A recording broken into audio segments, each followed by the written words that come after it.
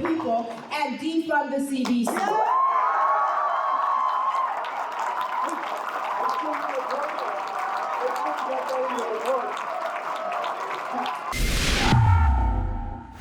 David Menzies for Rebel News here in Mississauga. Well, I'm at a Dr. Leslyn Lewis rally.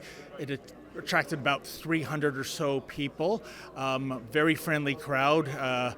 Dr. Lewis got many standing ovations for what she stood for, and she had a lot to say. Most of it she's said before, but I think we broke a little news during question period. I got a chance to ask her about the CBC.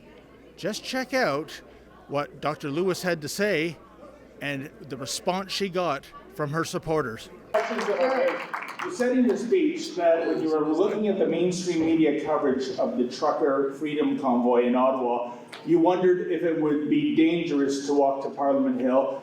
It wasn't. In fact, crime went down during the demonstration, as I understand it. Secondly, you saw reports that the country was in the process of being overthrown. That was a complete falsehood. It was a peaceful protest.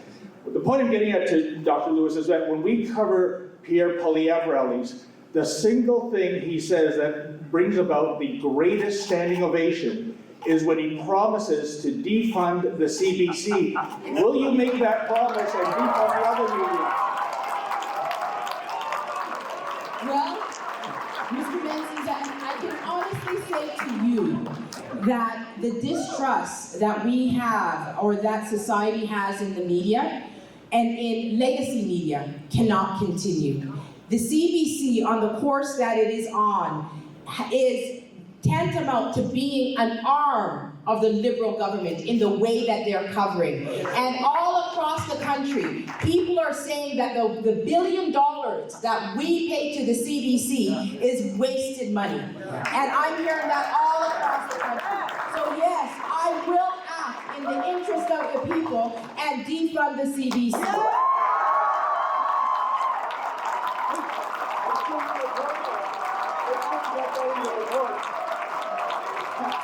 So yeah, I guess she's taken a plank from the Pierre Poilievre platform, but really who cares? It is such a righteous plank indeed.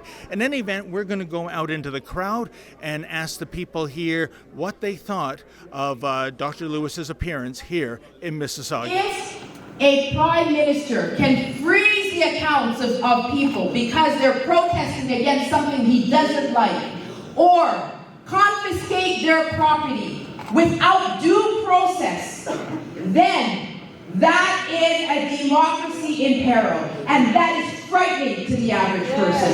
We need to restore faith. Dr. Lewis had a lot of things today. She did. What resonated the most for you?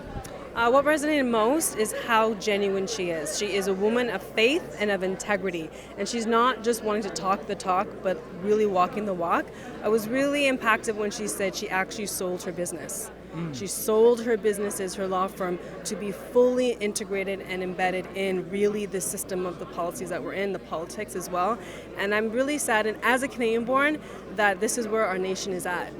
And it's not just on her shoulders. She's one person who is vying to be the next leader of this country, which I believe she can be, but it's for us as Canadians to come together to fight for the democracy. As she always says, the land of the glorious and free. That is her motto, that is mine, and I want to see our country get back to those foundational roots. Well, you know, she has a lot of monopoly on different issues, and I think one of the issues that really affects me is the pro-life issue. You know, a lot of this country has really focused on, you know, abortion being just the standard, and people like my age can't talk about issues about pertaining with abortion without being demonized. And I think Leslyn Lewis gives a sense of hope for us, like, to really actually talk about these issues and not be afraid of it.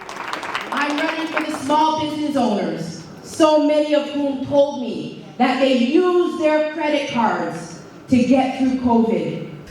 I think she's a fantastic candidate. I think she would be a wonderful leader. I actually came here more so to see how well she speaks in response to questions, because I think that's a really critical thing to measure a person and their mind and their abilities is how do they think on their feet? How do they respond when it's not scripted?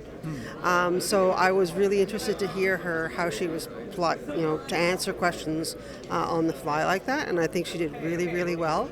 And I think we've got somebody who did the work to become a lawyer, had a successful career, and she has her undergrad in environmental studies.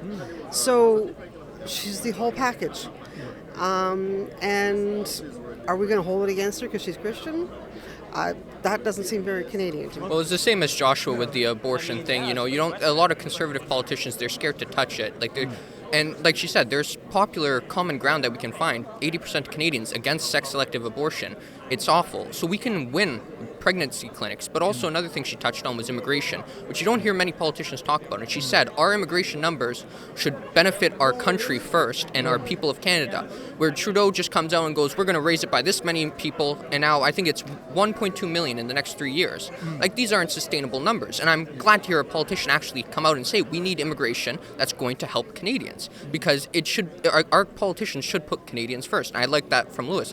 She's one of the only politicians talking about it. I am running to restore faith, to restore trust, to restore prosperity to this nation. I am running because I want the future children to be able to one day dream of owning their own home the way that I do. And it seems that democracy is under attack. Dr. Lewis talked about on university campuses, while they claim to be all about diversity, they have no tolerance for a diversity of opinions. In fact, one of the plagues of society in recent years, I think, Natalie, is cancel culture. If you disagree with me, we can't agree to disagree. You've got to be canceled. You've got to be economically punished. I don't think Leslyn Lewis stands for that kind of tyranny. What do you have to say about that? I agree with that. Diversity of thought. We are not living in an autocratic society. We're living in a democratic society. When did it become illegal to be able to have a say that was different than the majority, a dissenting opinion? It cannot be acceptable. And in universities and colleges are the platform and the hotbeds for debate, for critical thinking, diversity of thought. And that needs to be at the place of academia.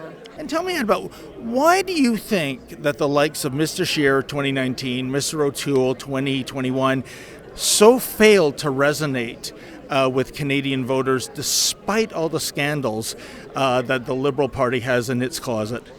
I think they're trying to find a milquetoast candidate that will appeal to everybody, but that's not what she's speaking for. What is right? What is we actually have to do, and how we're actually going to solve these problems. Glorious and free to raise your children in accordance with your values and not by the dictate of the government. And Dr. Lewis touched upon this, how many millions of Canadians, we can't get on a plane, we can't get on a train, we can't get on a boat, if you're not vaxxed, that is. Yeah. And yet at Roxham Road, I believe the last stat I had observed in terms of illegal migrants, it was like 60% were unvaxxed. How do you make sense of this? Yeah, there is no sense to make of it. Like most Liberal policies, there's no sense to make of it. But you see, like Trudeau will attack Canadians that aren't vaccinated. Yeah. He'll say, if you're Canadian and you're not vaccinated, you can't get on the plane, like you said. But if you're an illegal immigrant from America, which is a safe country, I don't know of any wars going on in America that these refugees need to flee from, because he calls them irregular migrants or whatever he calls them. It's an illegal immigrant, but you put lipstick on a pig, it's still a pig, it's still an illegal immigrant, and they don't get vaccinated and they're allowed to come in. But Canadians in their own country, with our own Charter of Rights, are being persecuted for a medical choice. It's disgusting. It's awful. The average parliamentarian makes $180,000 a year. And the average Canadian makes a fraction of that. And they pay their salaries, and they need to be there to serve the people.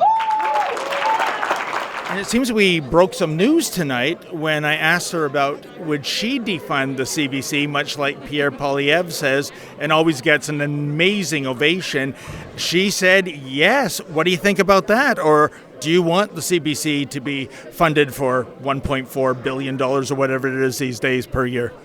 Absolutely. As she said in her words, CBC is an arm of the Liberal government. It's almost a political organization, not just media, but it's legacy media. Think of the damage. I'm actually embarrassed to have watched mainstream media for so long. I've switched completely to Rebel and to Rumble at times. The Rebel is my go-to, and I'm proud to watch and to be able to make the choice to have diversity of thought. So 100%, that money could go in other places for other people.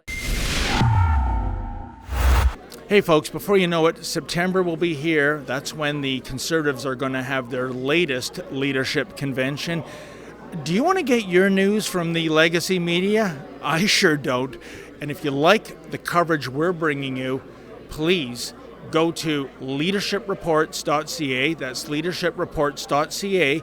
And if you can chip in $1 or $3 to cover our expenses, we would greatly appreciate that.